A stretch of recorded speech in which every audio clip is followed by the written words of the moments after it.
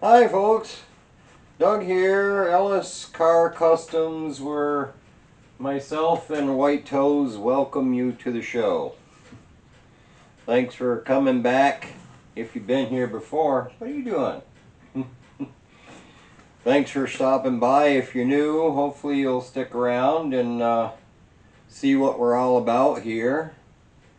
First things first, if you're new here, this will be a new experience for you, but if you've been here and you're one of my regulars, you know that when we purchase a gift for the car, we like to open it at the same time so you and I get to see it together. So I've got a box cutter in my hand, and let's open this thing up and see what we got today. You tell you the truth, I wasn't really expecting this today because I hadn't even received a tracking number for it yet. So when it showed up on my porch, I was pleasantly surprised. Alright.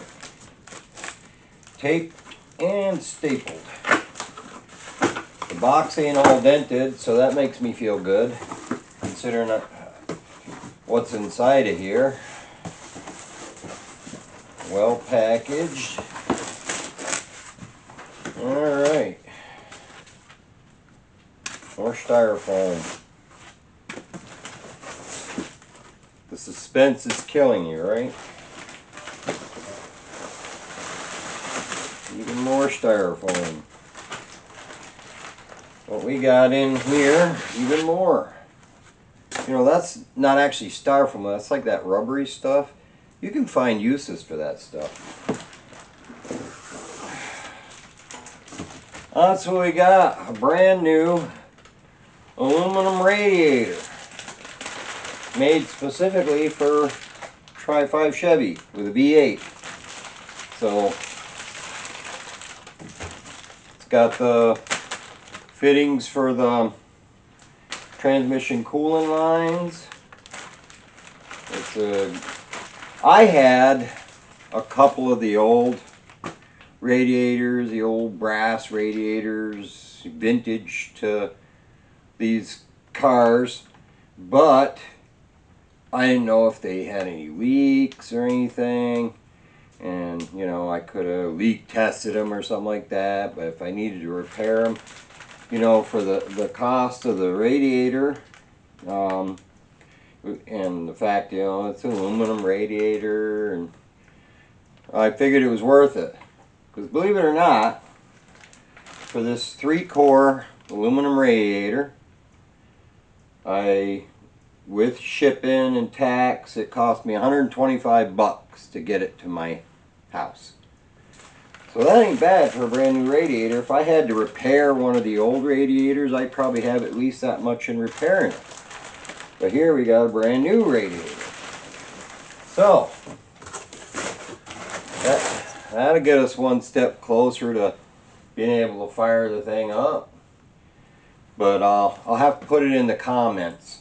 Do I leave it bare aluminum like that, or do I paint it and try to make it look quote-unquote original? Because it's not gonna like rust or anything like that. You know, it's aluminum. You don't have to paint it. The only reason to paint it really would be to try to make it look a little more original to the car. So you can leave your opinions in the comments whether you would paint it or you would leave it aluminum, and we'll see how the votes go.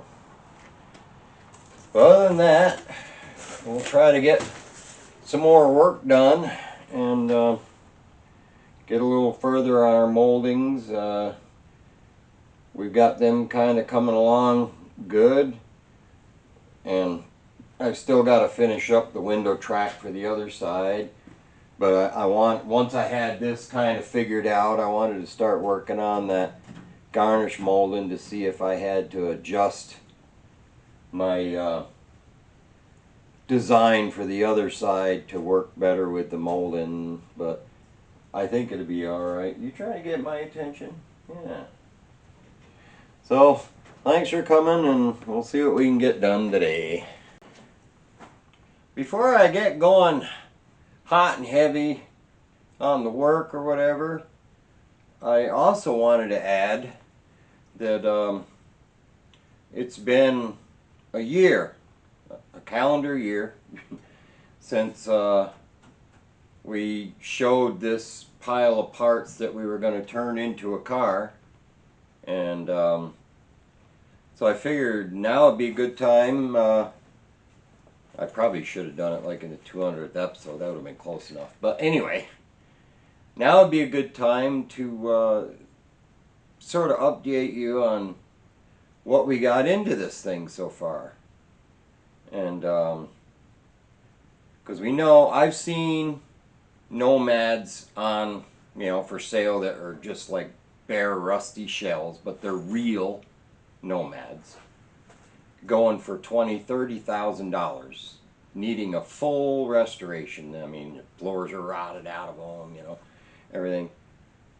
So what is a real Nomad, restored Nomad worth? I've seen, anywhere from $60,000-$80,000. If they're super, super nice, even in the six figures, over $100,000 for one.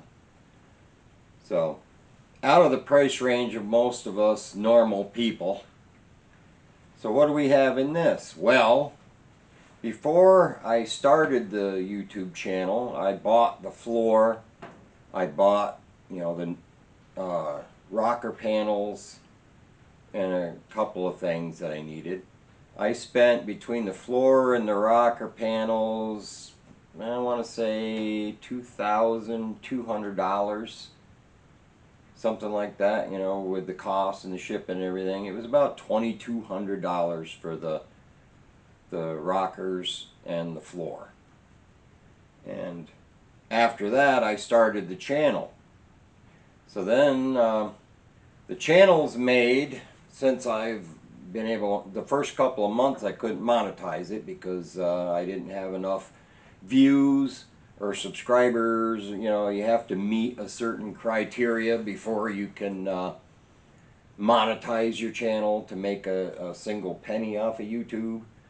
So since that, so probably say 10 months of being monetized, I've made almost $3,600, and that's off of YouTube. That's thanks to you guys giving in the super thanks, ad revenue, stuff like that.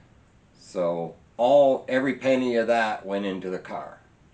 So figure 3,600 plus 2,200, 36, 56, 5,800, and since then I bought a rear floor and some various sheet metal bits, parts, brackets, things like that, hinges, latches, various things. I probably blew another, I don't know, I want to say $1,700.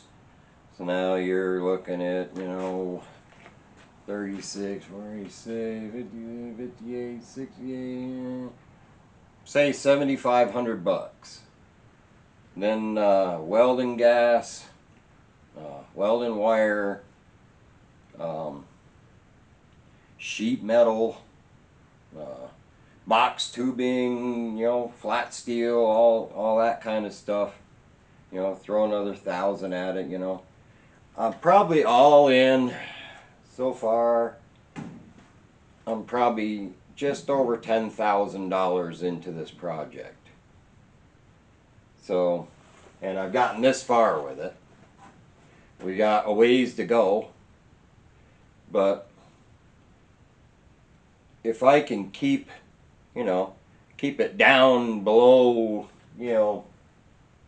say another $5,000 or something, I mean, you never know. It could be more, it could be less. I could wind up having a Nomad on the road for $15,000. And granted, it's not a real Nomad, but to the world, except for you guys, it'll look just like one. And, you know, it'll drive like one, and, you know, I would never try to represent it as a real one. I mean, it has the VIN tag of the two-door hardtop, and that's how it'll be registered as a Chevy two-door, you know, because it's technically still a two-door, but it'll be registered on the VIN of the car I put the roof on.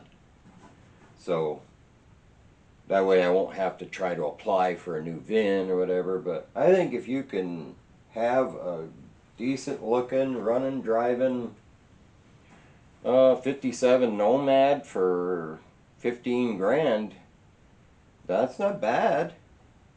But like I said, a lot of it's thanks to you guys watching and helping me out, and sending me parts, and, you know, giving me advice, and you know, subscribing, liking, commenting, all those things.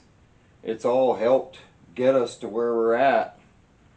So if you're somebody who wants to start a YouTube channel, I won't say that I'm the perfect model for starting your own channel, but it worked for us. We're just a little channel. We're, you know, not one of the big vice grip garages or, you know, one of them things, but we do all right. We have fun. So I guess my best advice to those who are thinking about doing a channel or sitting on the fence, go for it. If nothing else, it's fun. You know, you get to meet a lot of new people, make a lot of new friends, and it helps you stay motivated on your project. So, you know, it's a little bit of work, but it's worth it in the end. Alright, enough talking.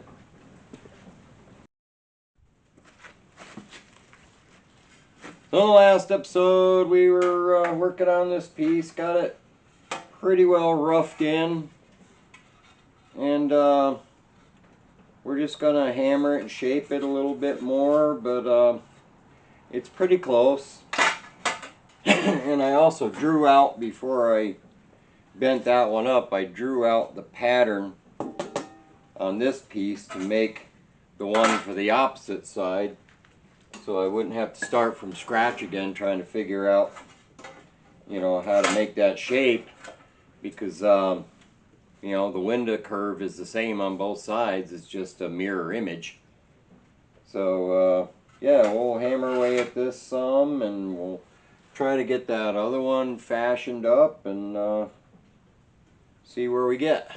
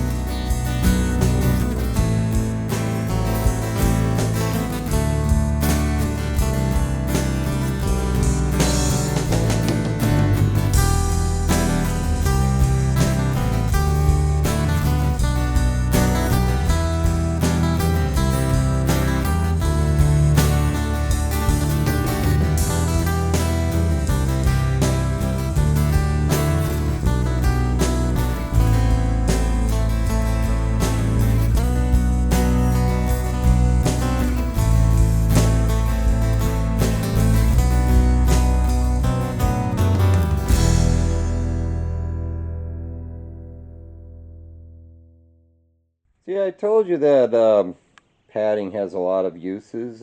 White Toes finds that it's a pretty nice bed. Anyway, we got to start on the second half, but I'm not going to finalize it yet until I get that other window channel in and this piece here, so that I can make sure that this one works well with that piece, because it's all homemade. If I need to tweak it a little bit before I weld it solid like I did this one, then we can still tweak it a little bit. So I'm going to work on the window channel I got over here to get that finalized, and the mounting points welded onto it, so that will be able to be mounted in there, and then we'll go from there. Here's the rough test fit of this side. Got some tweaking to do. It's not quite lining up with this lock. I'm going to have to adjust that opening. But other than that, if I can do this one-handed, it does slide like it's supposed to. If I can slide just the glass. There we go. It's sliding like it's supposed to, but I've got to adjust this part in here. If I bring it up here, you can see the curvature is not quite right. I'm going to have to tweak it a little bit, but no biggie. Other than that, we'll make it work. Once I get that straightened out, then I can go on to putting that long piece in there and do our little dip at the end and close the end in, and then we can finalize that back piece. But we got to get the window working as good on this side as it is on the other side, so that's the next order of business. So I got these two pieces separated, and you can see here I'm pretty well lined up there, but right here it falls out of the glass and then back in. This has to, you can actually probably see it kind of bulges out there a little bit. I need to re-slit that and bring it in and re-weld it to make it the right shape, and then that lock will go into the slot the way it's supposed to. Because yeah, we were falling just a little short because that curve wasn't quite right. But you'll have that when you're making stuff homemade, you know. Don't be afraid to fail. On this channel we show our fails, and that's a fail for me. But it's not the end of the world. We'll just re-notch it, get the right curve on there, and tack it back together, and it'll be like it never happened. But if you're making stuff homemade or whatever, it, you know, 9 times out of 10 it's not going to turn out right the first time. If it does, you're really good or really lucky. But expect to have to tweak stuff, I guess is what I'm saying. So I did a lot of talking at the beginning of this. That was aimed, a lot of it was aimed towards people who are thinking about starting a YouTube channel and not sure if they want to pull the trigger on it. Tell you the truth, I wish I had pulled the trigger on it sooner. I mean, so many vehicles like the Bronco, both of those other Tri-5 Chevys, my mother's square body pickup, they all would have been great content. But of course I didn't have a channel, so you didn't get to see those getting built, which is a shame. I'd be further along, I guess, if I'd have started sooner. So, you know, it is what it is. But we got something done tonight. Made a little progress.